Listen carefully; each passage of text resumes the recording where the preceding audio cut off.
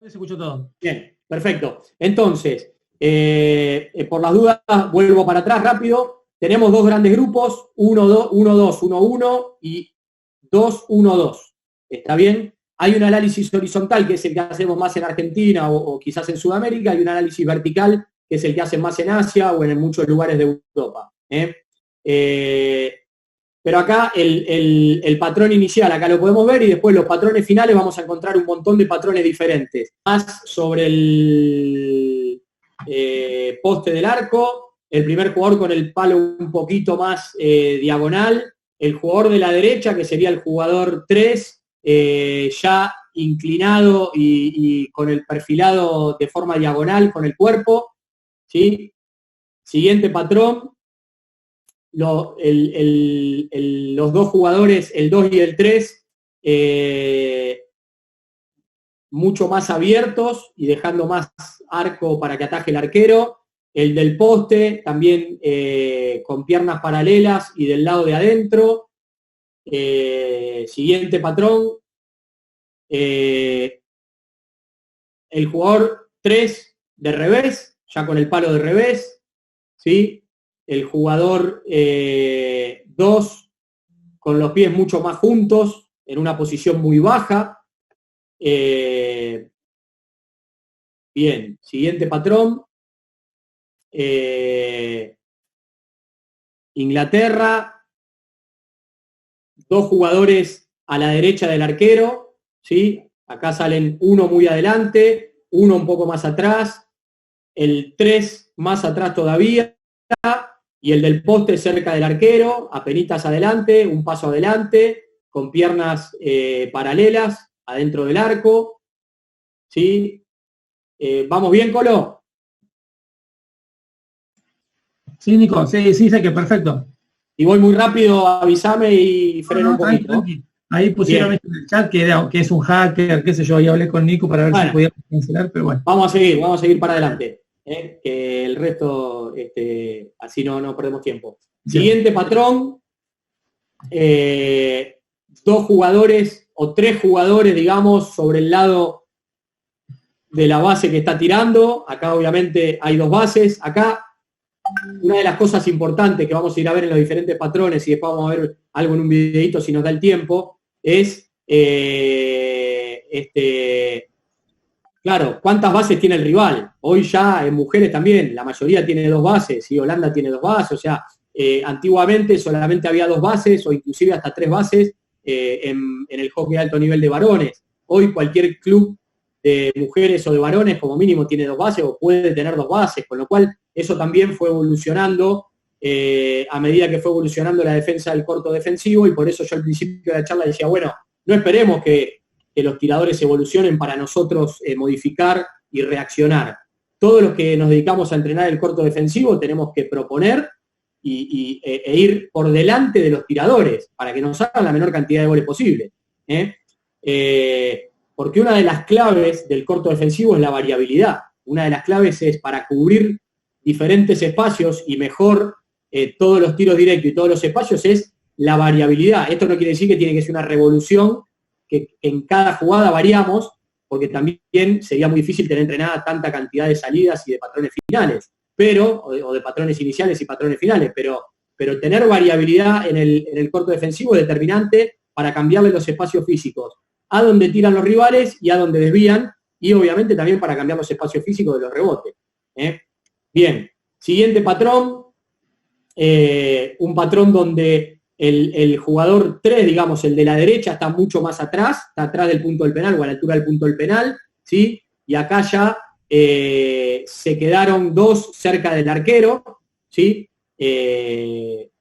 Bueno, volvemos siempre a lo mismo, hay que ver cuánta base puso el rival, hay que ver cuál era la estrategia defensiva de este corto y cuál era el momento del partido también, qué tiradores le quedaban en cancha al rival. Bueno, uno cuando va analizando el corto tiene que tener información del rival también para ir tomando decisiones en cuanto a la estrategia de lo que voy a hacer y a la parte táctica, cómo me paro tácticamente en base a las chances y a las oportunidades que tiene el rival, en base a los espacios que quiero cubrir, ¿sí?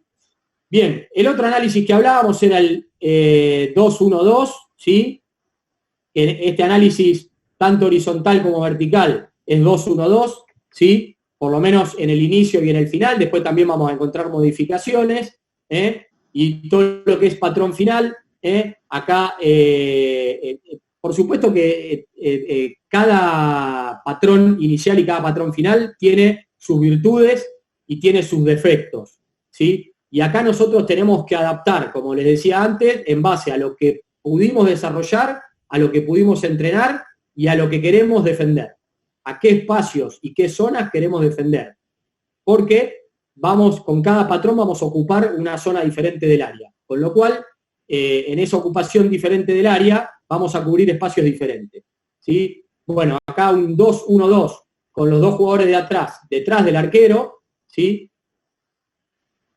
Un 2-1-2 o un 2-3 con los dos jugadores de atrás a la altura del arquero, y como les decía, por ejemplo, ¿qué desventaja tiene esto? Bueno, que al arquero le molesta mucho más. Cubre más espacio, pero el arquero tiene menos lugar para moverse. Indudablemente ahí no le metían desviadores, porque si no, había toda una zona entre los dos primeros salidores y los dos que se quedaron atrás que no se cubría. Bueno, ahí es una decisión estratégica del entrenador o de los jugadores del corto defensivo. Otro de los puntos importantes, nosotros tenemos que generarle a nuestro corto defensivo autonomía. Y tanto el arquero como los jugadores tienen que tener autonomía para poder elegir. Es muy difícil defender todos los espacios. ¿Por qué?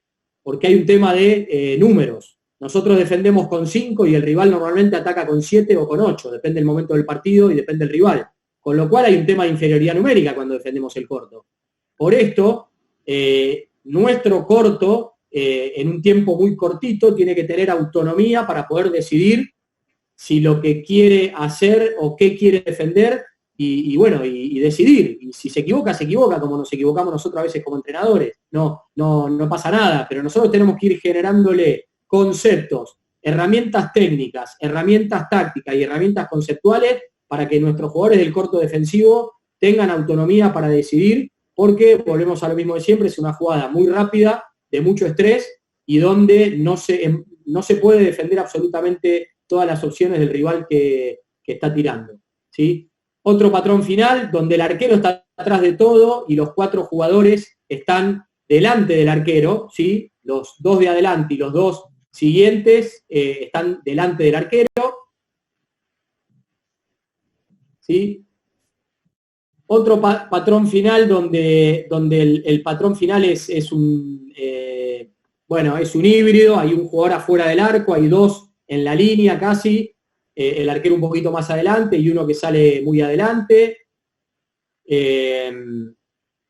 Un patrón final también medio raro de Holanda, donde 2 jugadores van muy adelante, otros 2 jugadores van mucho más atrás y le dejan al arquero claramente todo lo que es el centro del área. Los 2 que van adelante van en una posición un poquito alta, yo acá lo corté antes, pero esos jugadores llegan bastante adelante, y los 2 de atrás están detrás del punto del penal. Bueno, volvemos a lo mismo, hay que ver qué espacios querían cubrir, qué tiros directos querían cubrir, cuál era el objetivo de estos jugadores, y después algunos patrones finales con 4 jugadores. Acá te echan un jugador porque salió antes, me quedé con 3 defensores de campo y el arquero, acá estamos con un patrón final de 4 jugadores, donde esto va a variar porque también es una situación que hay que entrenarla, obviamente, muy desfavorable para la defensa del corto. Ya si éramos pocos, somos uno menos, pero bueno, hay que entrenarlo y hay que tener variabilidad también sobre esa salida de 4 jugadores. Acá vamos a ver algunas opciones diferentes. Este es un triangulito con el último jugador del poste a la altura del arquero, y después, bueno, algún otro, los 2 que están más atrás, armando un triángulo con el primer salidor y más cerca del arquero, ¿sí? Y acá, bueno, en base a todo eso que estamos viendo y a la cantidad de posibilidades que tenemos, obviamente tenemos que elegir, ¿sí? Y para poder elegir, tengo que tener muchas horas de entrenamiento. Yo, para poder elegir bien y reaccionar bien en tan pocos segundos, tengo que tener muchísimas horas de entrenamiento. ¿Sí? Este que está en la foto soy yo en realidad, ¿sí? La bocha está ahí y yo estoy defendiendo en alguno de los partidos que jugué un corto, ¿sí? Imagínense a la velocidad que viene esa bocha, que ahora la vamos a ver, a qué velocidad va en varones. Bueno, hay que poder elegir bien y rápido y no salir lastimados, ¿sí? Entonces, necesitamos muchísimas horas de entrenamiento y ahora vamos a ver qué cosas tendríamos que entrenar dentro de ese equipo de trabajo que nosotros armamos y que necesitan conocerse, necesitan reaccionar todos juntos, necesitan ser un mismo equipo en donde todos deciden de forma correcta en muy poco tiempo. ¿Está? Colo, no sé si querés, si hay alguna pregunta sobre esta parte, si querés que respondamos algo, ya vamos a entrar en una partecita más de entrenamiento, y entonces ahí no sé si querés, hay alguna pregunta que podemos disipar de todo esto que dije, si algo no quedó claro, volvemos para atrás. En el chat no hay ninguna pregunta y después están todos silenciados. Yo te hago una pregunta. Vos Sí. hablabas hoy de que querías que la defensa tome la iniciativa, pero también uno analiza al rival en ataque. Entonces, bueno, ¿cómo, cuando vas sin información y querés tomar la iniciativa, cuál es tu patrón inicial? Bien, acá lo importante es, como todo, al igual que el corto a favor, en el corto defensivo nosotros vamos a tener patrones más fuertes y patrones menos fuertes en base al perfil de nuestros jugadores, ¿sí? Nosotros vamos a tener jugadores que inclusive hasta en una selección muchas veces no tenés la chance de elegir lo que vos querés, porque vos dentro de los jugadores que elegís para jugar tenés que elegir a los del corto defensivo. Inclusive muchos de esos jugadores en sus clubes no defienden o defienden en otras posiciones, con lo cual yo tengo que tener un patrón inicial y un patrón final fuerte que sea el que más a mí me beneficie. Yo ahora acá no tengo, porque vuelvo a lo mismo, esto va en base a los jugadores que yo tenga. No sé, cuando yo trabajé con el seleccionado con los Leones, bueno, uno de los primeros salidores era uno de los mellizos sargentos. Si alguno lo vio jugar, era un chico muy rápido, los dos, bueno, salían los dos muy bien. Eran chicos muy rápidos, que iban con el palo muy cerca del cuerpo y defendían mucho, y se bancaban la que venía, se bancaban cualquier pelotazo. Entonces, obviamente, ahí el patrón, y era muy rápido comparado con los que salían atrás, ahí el patrón estrella era 1-2-1-1, ¿sí?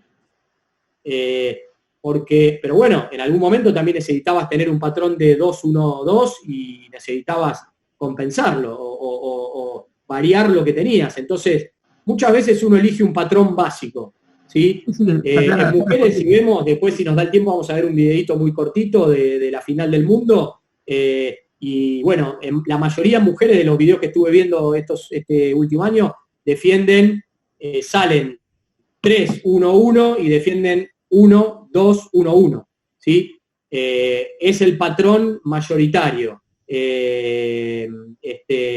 En varones por ahí hay más variabilidad, en mujeres no hay tanta variabilidad, ¿sí? Se conoce mucho más a las tiradoras, se les tiene mucho más tomado el tiempo. Yo no sé si mi respuesta es clara. Tengo que tener un patrón estrella, un patrón que me da seguridad, que me da eficiencia, que me da tranquilidad, que me cubre la mayor cantidad de espacios físicos y de tiros directos, no importa quién juegue enfrente, y en base a ese patrón ir modificando pequeñas posiciones. Es más fácil tener un patrón estrella y modificar sobre el final alguna posición que tener mucha cantidad de patrones y tener que variar toda esa cantidad de patrones. Perfecto, no sé si ahora claro. tengo preguntas, sé que otras preguntas. Sí, ¿fui claro, Colo? Sí, perfecto, sí, en función de lo que tenés, dale. Ahí después lo vamos viendo. Te hace fuerte en lo que tenés y después vemos lo que hace el rival. Bueno, Juanfi, tu pregunta, hablas de toma de decisión, ¿decide la defensa, el portero en el momento en base a la información o preferís vos tomar la decisión como entrenador?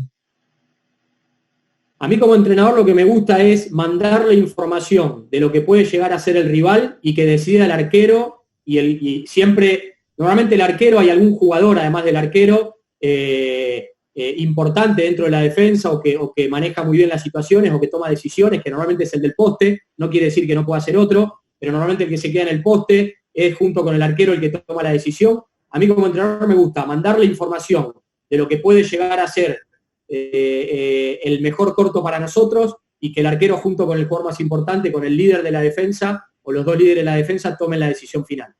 Perfecto. Tengo otra. Sofía Sanguinetti pregunta, me interesa saber cuando sacan a un defensa del arquero, de la defensa con el corto, cuando quiten a uno porque sale antes y defendés con uno menos, si tenés un patrón. No, a mí el que me gusta es el triangulito que mostrábamos ahí, un triangulito con los dos jugadores de más atrás, no tan lejos, el arquero un paso más adelante y no mucho más porque si no, no le da tiempo a reaccionar, en una arrastrada muy fuerte no le da tiempo a reaccionar y no lo puedo mandar mucho más adelante y me gusta los dos jugadores, un triangulito con el primer jugador que no se pase de largo, que zapatee, que se frene y que cubra todo el borde del área y con los dos jugadores de atrás no tan adelante del punto del penal, no tan cerca, porque si no después me quedo, primero, le queda mucho arco para cubrir al arquero, segundo, no me quedo sin rebotes defensivos. Bien. Juan Massini pregunta, ¿cuánto tiempo entrenás al corner corto en la semana, en defensa? A nivel de club, creo que hay que entrenar sí o sí como mínimo un día. Si nosotros entrenamos, voy a poner de base que entrenamos 3 días. Lunes, martes y jueves en Argentina y el sábado se compite. Yo como entrenador, cuando he tenido equipos, algún día por ahí no lo entrenaba, pero siempre alguna parte del corto defensivo, un día, como mínimo. A partir de ahí, si tengo algún día más, mejor. A nivel de selección lo entrenás por periodos. A nivel de seleccionado hay periodos que entrenás, hay periodos que no entrenás. Ahora yo les voy a mostrar algunas cosas que hicimos con el seleccionado en su momento, muy piolas. Y bueno, pero si nosotros entrenamos el corto ofensivo 3 días o 2 días, como mínimo un día tenemos que entrenar el corto defensivo. Y a mí me parece poco, pero bueno, es difícil darle más de un día al corto defensivo. Bien. Esto siempre teniendo en cuenta de 3 días de entrenamiento. Sí. Una pregunta más puntual, Federico Mesa. El pie derecho del picador tiene que ir a la bocha para sacar el ángulo derecho del tirador. El pie derecho del picador tiene que ir a la bocha. A ver, acá está buena la pregunta. Normalmente el picador pasa por arriba del punto del penal, salvo que haya 2 bases. Si hay una sola base, normalmente pasa por arriba del punto del penal. A partir de ahí tenemos que ver, según dónde se para la base, por dónde va a pasar cada pierna del primer salidor, si voy con un solo salidor adelante. ¿Se entiende lo que digo? Sí. Y además de eso, tengo que tener en cuenta la posición del 2 y el 3, hasta dónde van a ir y qué rol y función van a cumplir. Porque en base a eso yo tengo que estructurar qué es lo que hace el primer salidor. ¿Sí? Todas las posiciones, los roles y las funciones van encadenadas. Si el primer salidor hace un rol y una función y cubre un espacio determinado, el salidor 2, que es el que está a la izquierda del primer picador, le tiene que cubrir el pie izquierdo y tengo que ver si lo voy a sacar hacia el borde del área, si llega a haber una jugada o no. Y bueno, y así va encadenada cada posición de cada jugador. Bien, si querés avanzamos. Vamos, avanzamos, sí, que si no, no vamos a llegar. Bien, perdón, vuelvo a la de atrás. Esta frase a mí me gusta, ¿por qué? Porque bajo presión, bajo estrés, que yo les decía, sobre todo cuando uno va subiendo de categorías, es muy difícil estar a la altura de las circunstancias. Después vamos a ver algunas cositas que generan el estrés, ¿sí? El estrés genera mayor adrenalina, ¿sí? y mayor cortisol, y todo eso genera una reacción corporal donde es muy difícil tener tiempo para decidir. Y bueno, normalmente te hundís al nivel de tu entrenamiento, con lo cual, cuanto más entrenamiento tengamos, mejor vamos a actuar. Llega un punto que tu cuerpo reacciona en base a la cantidad de estímulos que vos fuiste incorporando, emocionales, físicos, técnicos y conceptuales. Con lo cual, cuanto más entrenamiento tenga, más o mejores reacciones voy a poder tener en un tiempo corto